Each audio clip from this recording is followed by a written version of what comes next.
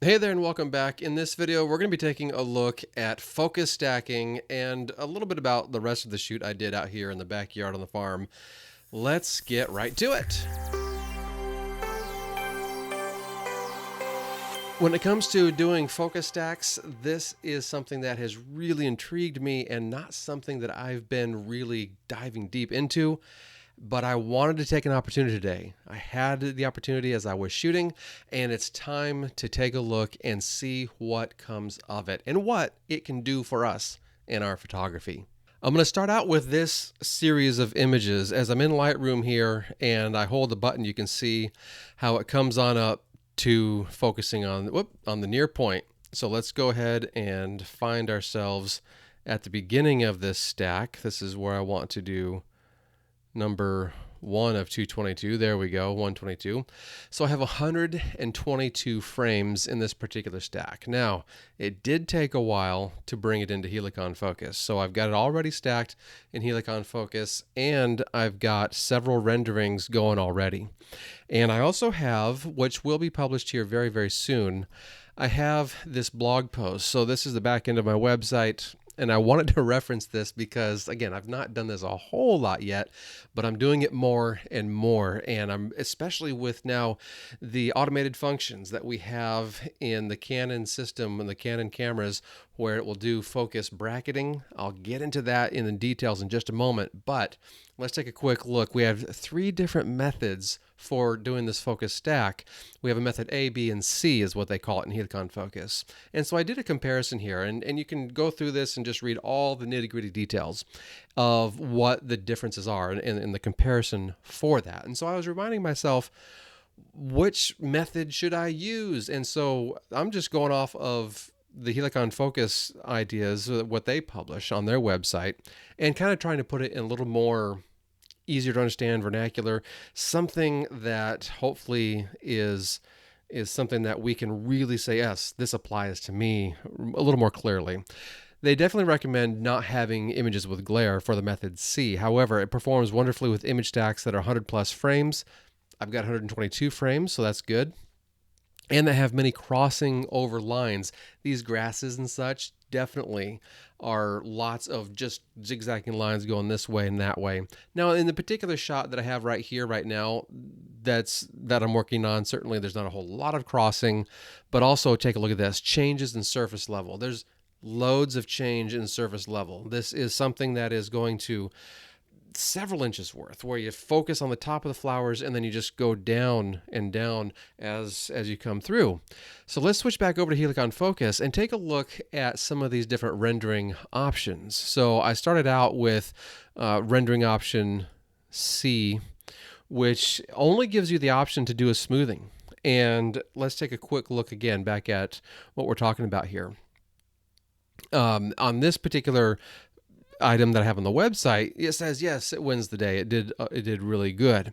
As we look at method B, I'm going to scroll up here to method B, and they say it's something that's great for a simple surface. It works great for 100 or more images, and if you want to preserve your colors, excellent. That's awesome.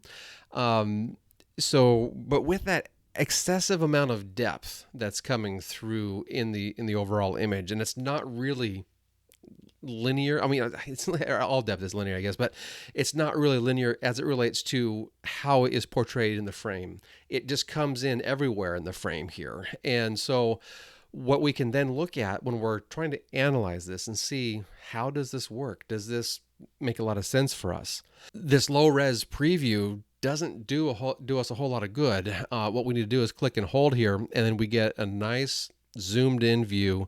And so we can see the thing I'm going to be worrying about here, the thing I'm thinking about is this notion, this little tiniest of little buds here. And then we see where my mouse is right now, there's this kind of sort of a blurry transition to what's in focus behind it, that leaf that's in focus behind it. That leaf is much further behind, way further behind in the overall distance, the overall depth of field. And so the same thing certainly happens here, but this is a lot easier for it to handle because the thing that's behind it is so far behind it, there's not a chance that it has the opportunity to show that in focus. Whereas with this one, I included that leaf It's going to show it in focus. What's Helicon Focus to do? How's it going to handle that? And so what we're looking at through here is, okay, how can we get to the closest rendition possible without having to do any of the retouching? Now, it does have a retouching tab. We can go in there and we can smooth things out. We can tell it, pull from this kind of frame, bring that into focus, whatever, whatever. With 100 plus frames, that gets really bogged down. It just doesn't excite me by any means, but certainly we can do it. This is the kind of thing I would rather do some work in Photoshop. If I were to have some fuzziness to get rid of, I'd rather just go and get rid of that manually in Photoshop. It'd be so quick and easy for me to do. All right, so that's what this method C looks like. And this is the primary area where I need to focus my efforts, because I just know this is where it's going to mess up, because this is where we have these two things that are overlapping each other, but they are significantly different in their depth and what they're showing as far as how deep they are in the frame. All right, when we take a look at the method B, so we're going to do this. Method B, radius 24, smoothing 4. This was just a standard setting, a default setting for method B, that it just pops up with whatever it has, right? So take a look at how it's treated some of these more out of focus areas. It just is a bit more on the hideous side of things, especially this bokeh, as we call it, the bokeh areas. When I clicked back to method C, when we go back to method B, it just is a little more, something is a little more present there, and I don't really like that, and it's unevenly present. So there's something else coming in here and a few other areas around the image. Don't really care for that. But boy howdy, proof is right there. This is hideous. Look at all of that blurriness area where it just doesn't make sense for me to pick this image. We need something that somehow, some way, it's going to bring in that information and it's going to make it look a lot better. That much of a blurriness area surrounding each blossom, not going to happen, not going to fly. Boy, no. Also, if I were to try and fix that in Photoshop, well, that might be something I could do, but on that particular rendition, boy, it's going to take a lot of time. All right, so this next one in method B, here we've got radius 9, smoothing 2. So I took both the radius down and the smoothing down. Let's see what happens. All right, nowhere near as much. Take a look how much tighter that is. Still a lot worse than method C on the basic level of whatever method C was with a radius of 4, but much improved over the original method B. I then went method B and I went the other direction, radius 47 and smoothing, 41 and smoothing 7. That's even worse, of course. So I think we can kind of expect that. When we saw the radius of 9 contracted, where 24 was our starting point, and now we're going beyond 24. 41 is now our end point for our radius. Just hideous. Not going to do that one. Okay, what about, let's go back and compare the method C again. So we first started out with method C, and it was a radius, or a smoothing, smoothing of 4. All right, not bad, right? That was pretty good. Let's go back, and we're going to check out a smoothing value of 9. Not a whole lot different. Still very good. I mean, this is coming in really good. Look, we've got those dots that are on the leaf in the background coming all the way up to the bud. Have a little bit of fuzziness kind of coming in here. Look at that, how it's a little bit fuzzy coming in through there. Now let's take a look at a smoothing of 2 and see what happens here. Getting rid of that extra fuzziness. There's still some there, of course, but getting rid of that extra fuzziness, and those textures still come in really close into the edge of the bud. So I'm going to say this is probably the one I really want. A little bit of that ethereal feeling where it feels a little soft. That's probably something I could actually live with. This is a flower of some sort, right? This is some kind of organic element.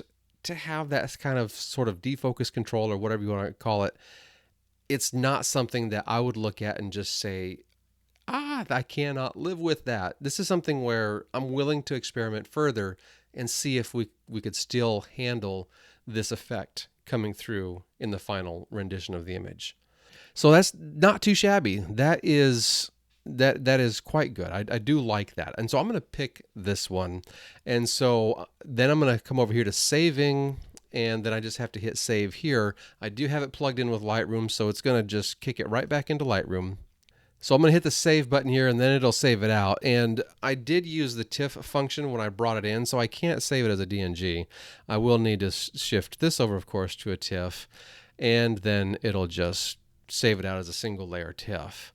What I'm interested in doing for the next one, I've got 220 frames or 240 frames. I can't remember. I've got a bunch of frames on the next one. What I'm interested in doing is I'm going to take a look at that as a DNG.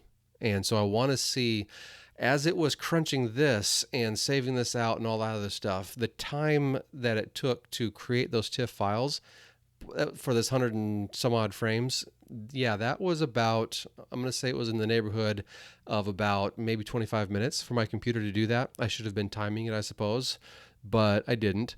So with the 240 frames that I have coming up in the next set, that's really going to be a mind bender. Let's get back into Lightroom, and it will import this image automatically once Helicon is done with it. All right, let's go ahead and get this one started that I wanted to do over here with these 240 images.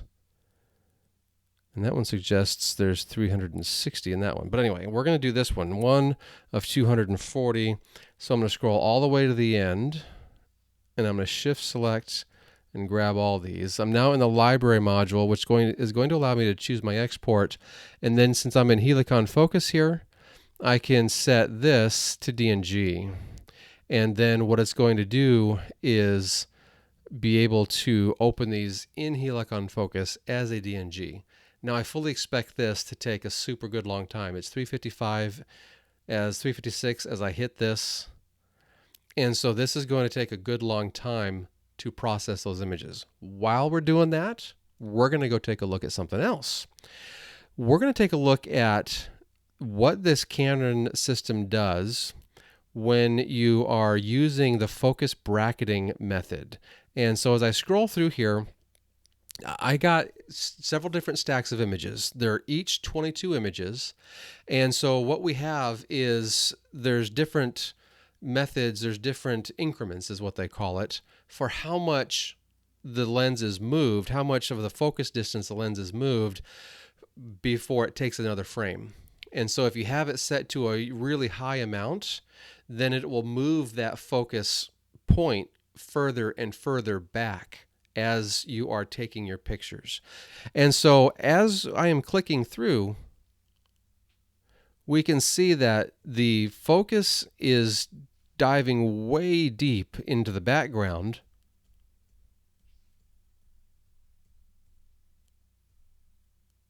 And there we have it. And so that last one there, that is almost, that stuff back there is almost in focus. Look, we even went beyond it. Look at that. So there, those items are in focus. And then we're coming up. And then these items right here in the very, very foreground. Oh, look at that. That's so delicious. Now that's in focus. And then, of course, we're coming in up the leaf, up the strand of grass, as it were. So it went all the way back there beyond even this piece of grass here. Even went so far, even went beyond that piece of grass. That's pretty exciting. All right, so let's collapse that. And then we're going to, here we go, we'll expand this one. Now that first one was on an increment set to 5. And now this one is on an increment set to 4. And so we're going to be able to zoom in once again. Oh, again, I have it 1 off when I made these stacks. I apparently wasn't paying too much attention, but we'll just live with it here. All right, so I'm going to zoom in once again. And so here we go. As we're moving back, again, in what it does is you focus on your foreground element. It then will automatically capture these images and it does it so fast. Now I've got the Canon R5, 45 megapixels, and I'm using the CF Express card. So that thing goes really fast. And it looks like the exporting of those DNGs to Helicon Focus was super fast. So we're going to get to that in a moment. We want to finish with what we're dealing with here. I thought, sure, that was going to take a super long time. That took 3 minutes to make all those DNG files. That's insane how fast this computer is. That's awesome. Okay, so let's continue on with what we got going here with this shifting focus. And we'll go back here now. Oh my goodness, just beautiful, beautiful stuff. But we are still going nearly all the way to the back, but not quite. So you'll notice we didn't quite make it all the way to that back leaf.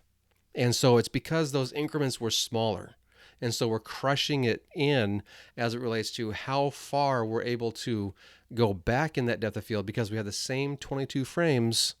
We're just not able to go far as back in the frame as it relates to how deep we're grabbing that focus. Okay, so the next one. All right, here we go again. In fact, you know what? I think I'll skip this one. And so we're going to go to a level 2, and then we'll take a look at level 1. So the level 2 is what we're looking at now. The ones we just looked at were level 3, or level 4, excuse me. I'm going to skip level 3, and now we're going to go to level 2. I'm zoomed in at 100%. I think this time I'm going to come back to 50%, so we get a little more in the frame.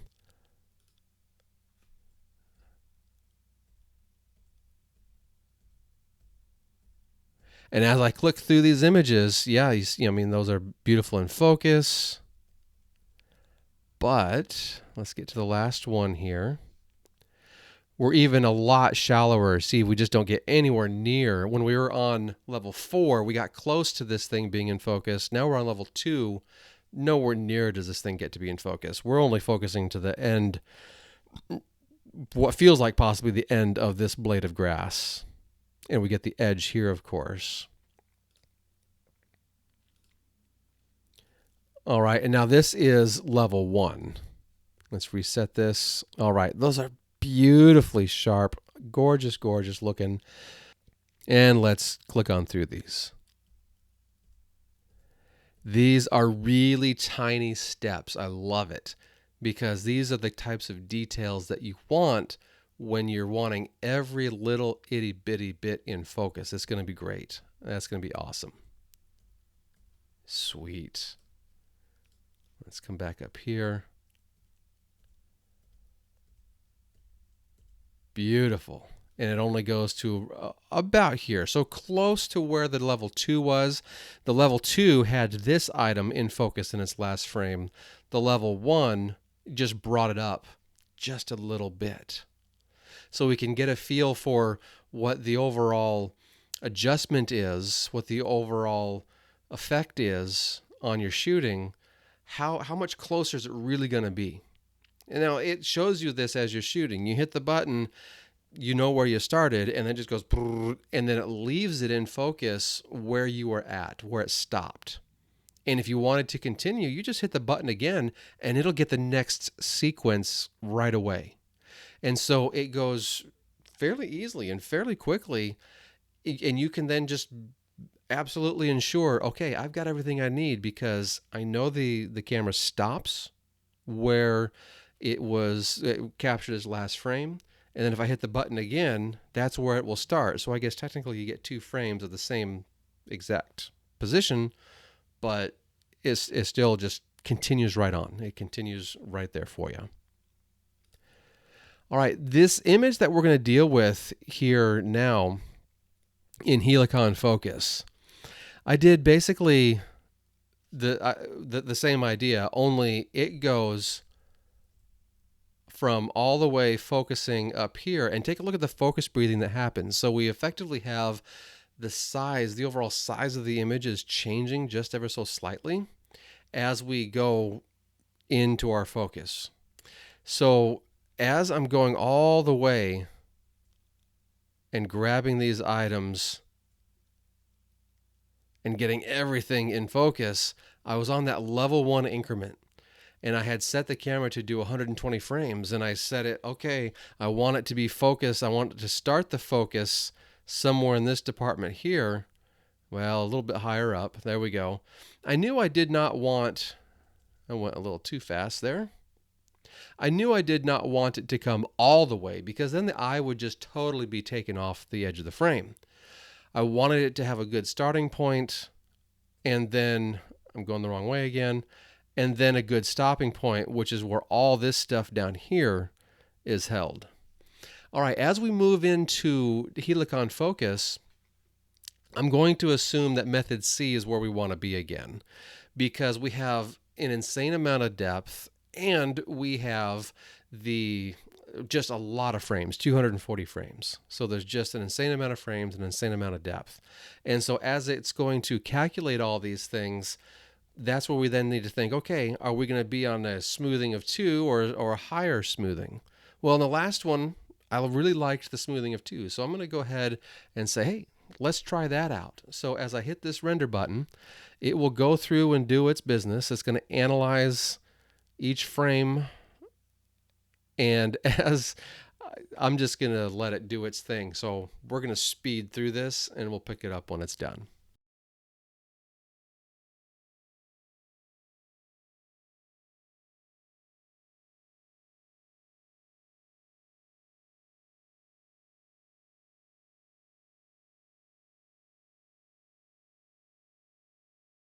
Okay, it finished its rendering, and that only took about, I don't know, 20 minutes or no, less than that.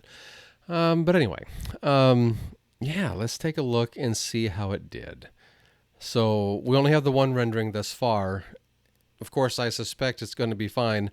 And now that I'm looking at the final result, I'm definitely looking at that and saying, maybe I should have done the whole thing all the way up. Because when I was thinking at the time of the shoot, I was like, no, I don't want that to just be a leading line that just takes you all the way. But we have detail everywhere else. And this now feels weird. I see myself actually cropping this off. This is a learning experience for sure. This is something that I know I'm going to shoot this differently in the future. And yeah, maybe I should have had the foresight. But anyway, let's not worry about that just too much right now. Okay, this is interesting. See where the water droplets are, and then this really fuzzy area, and then we get into the detail of what this little stalk of whatever this is. And see, here we go. Here we have detail all the way through. And so for some reason right in here, this is where it starts to go off the rails. And this has got to be something about just the fact that the subject is out of focus. I'm not interpreting this anyway as the idea that the grass itself or that Helicon Focus itself has messed up. I just think we have the 3 dimensions of the grass as we're looking across this blade of grass, this subject, and that is an out of focus area, because everything else here is perfectly stacked, perfectly just beautiful. Absolutely gorgeous. And as we continue on down, all those little droplets of water are so amazing. Oh man.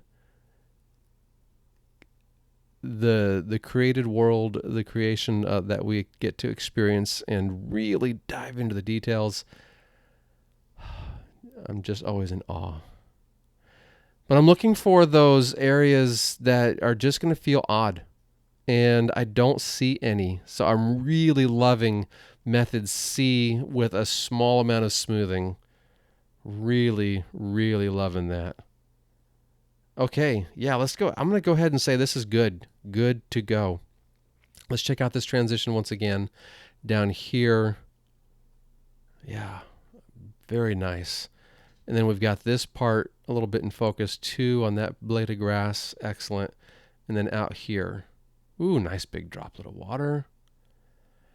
And these transitions, even though we had a bit of focus breathing going on as it was transitioning, Helicon Focus, I had such small enough steps, Helicon Focus was able to just take that into consideration, blend it together, and make it work. All right, let's hit this saving button now. And then we'll hit the save here. And I'm going to tell it to do DNG this time since we gave it original DNG information. And let's do that. So now we're back in Lightroom, and here is our image. Of course, the color looks better in Lightroom because it picks back up. It picks up that color information that I had originally done. So all these different processing changes, they did not translate into Helicon Focus, but then they do get translated back into the DNG once I have it all said and done. Now let's take a quick look and see how big this DNG file is.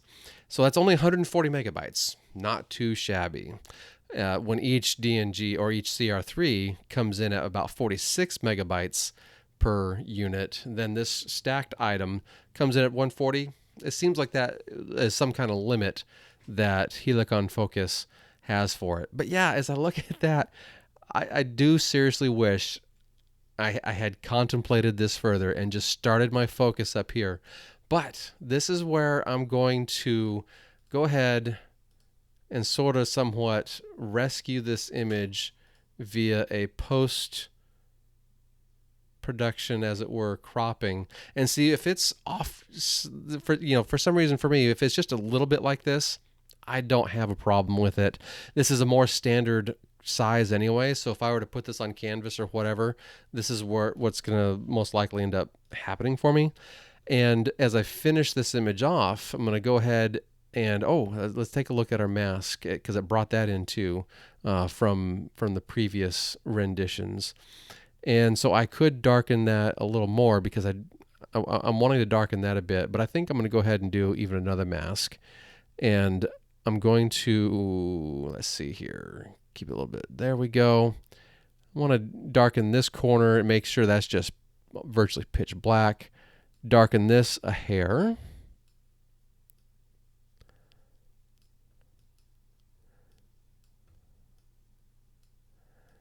And then really get that corner as well.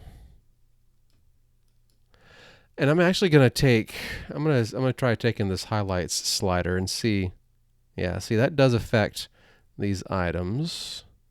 So that's good. I'm going to take down them highlights, not so much. And then we'll do an overall exposure adjustment.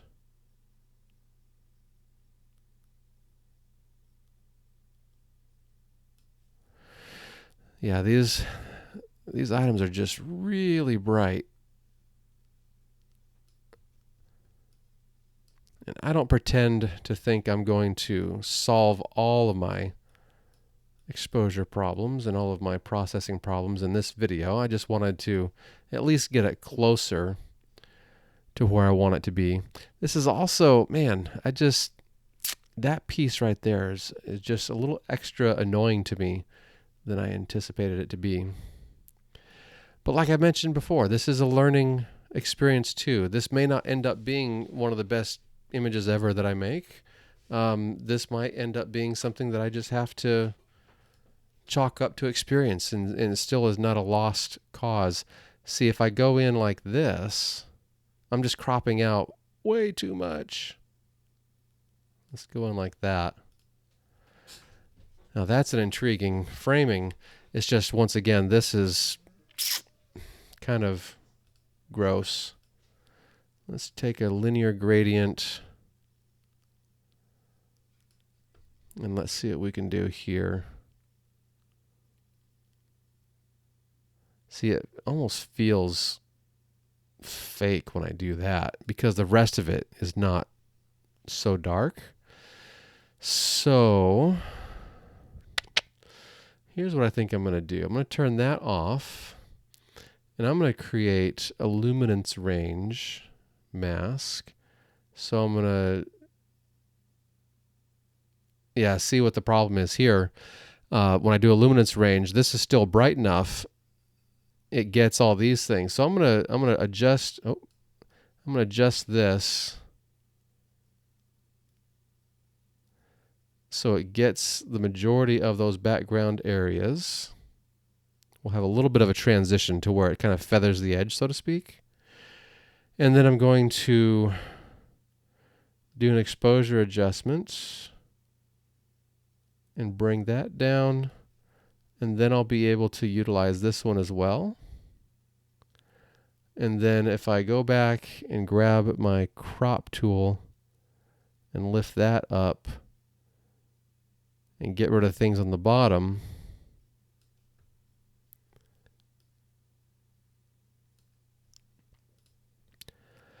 there, that's not too bad. This is something I can probably, oh, look at this. Look how that just transitions to ugliness. Excellent learning experience, though, I tell you what, because this is the kind of thing we need to look for.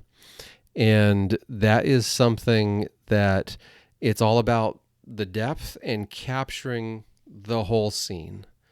And so this is going to be something that I'm only going to be publishing as a learning experience. This is not going to be something that I'm going to be able to use for any type of art on someone's wall or anything like that. It's purely a learning experience item, which is great because this is hugely valuable. This is hugely valuable. I love it. And that's going to be about it, I think, here. So as we looked at these various items with what we got going, we saw how quickly we were able to get those DNGs out to Helicon Focus. Helicon Focus took a while to stack them, did a fantastic job of stacking them. It's just the only problems are my technique here, where I just didn't go enough into the background to pick up all of the detail right where we needed it. I just needed to go further and further into the background. The end result is 240 images was not enough. Now, I could have set this on an increment level of 2, and so it would have enhanced. It would have gotten a bigger step for each of those steps as it goes throughout its depth.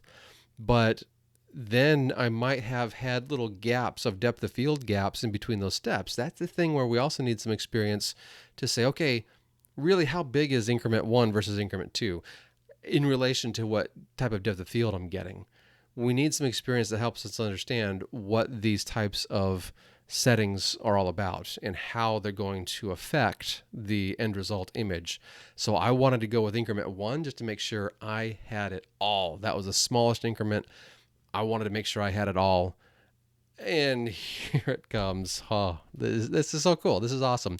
So I'm really glad I was able to figure this out. And I know that next time I'm going to really be able to make some awesome images, I'm sure. Now, actually, I really did. I'm going to end it on these images. I really did make some awesome images already. These are in-camera movement, still with the same lens, the 100mm macro.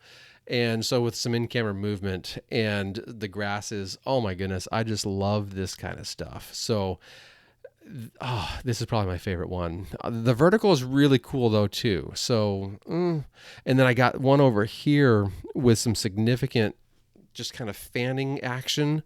That was really cool. This one was really cool. And boy, I would love to see these in a nice big print. This is the kind of thing. And this one, oh my goodness, so awesome. That's the kind of thing that's going to cause me to break out the old ink and make sure I get this going on a nice 13x19 print, because that's just vibrant and punchy and full of energy, and that's really good. Really good success for today. But we've had lots of success where we're understanding the process. We're able to apply that now to the future and create even better images because of it. Thanks so much for being here. Thanks so much for being on this journey with me. I invite you to check out the Great Outdoors Photography Podcast. If that's not something you've listened to recently, head on over to your favorite podcast player. You can also just type in the Great Outdoors Photography Podcast into your favorite browser. It'll take you right to my website that shows you all the show notes, has a player right there, and you can catch up there on the website too. All right, we'll catch you next time. Until then, happy shooting.